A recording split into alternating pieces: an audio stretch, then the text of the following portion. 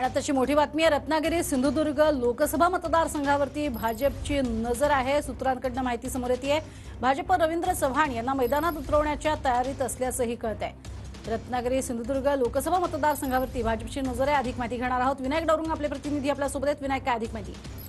प्रज्ञा, आपण जर पाहिलं तर युतीमध्ये शिवसेनेकडे हा मतदारसंघ गेल्या अनेक वर्षापासून राहिलेला आपल्याला पाहायला मिळतो। आता शिंदेची शिवसेना भाजप सोबत आल्यामुळे शिंदेकडून हा मतदारसंघ हवा आहे अशी ही मागणी होतीये। आपण जर पाहतो उदय सामंत मंत्री यांचे भाऊ किरण सामंत हे इच्छुक या मतदारसंघात आहेत, परंतु आपण हा संपूर्ण मतदारसंघ रत्नागिरी आणि सिंधुदुर्ग एवढा मोठा आहे आणि त्यामुळेच एक नवीन उमेदवार देणं गरजेचं आहे आणि त्यासाठीच रवींद्र चव्हाण जे मंत्री सध्याचे आहेत, तर डोंबिवलीमधून ते आमदार आहेत, त्यांचं नाव जे आहे ते सध्या चर्चेत आहे। ते पालकमंत्री सुद्धा त्या ठिकाणी आहेत, त्यामुळे पालकमंत्री असताना त्यांनी मोठ्या प्रमाणात कामं जे आहेत ते त्या ठिकाणी करण्याचा प्रयत्न जो आहे ते केलेला आपल्याला पाहायला मिळतो। लोकांशी संवाद जो आहे तो अनेक वेळा वाढलेला त्यांचा पाहायला मिळतो आणि त्यामुळे त्यांच्या नावाची चर्चा जी आहे ती केली जात आहे। वरिष्ठांनी तसे आदेश दिल्याची माहिती जी आहे ती सध्या सूत्रांकडून मिळते। त्यामुळे रवींद्र चव्हाण रत्नागिरी सिंधुदुर्ग लोकसभा मतदारसंघातून निवडणूक लढू शकतात अशी चर्चा जी आहे ते सध्या सुरू आहे। भाजपला हा मतदारसंघ जो आहे तो आपल्याकडे आणायचा आहे किंवा हवा आहे आणि त्यासाठीचे प्रयत्न जे आहेत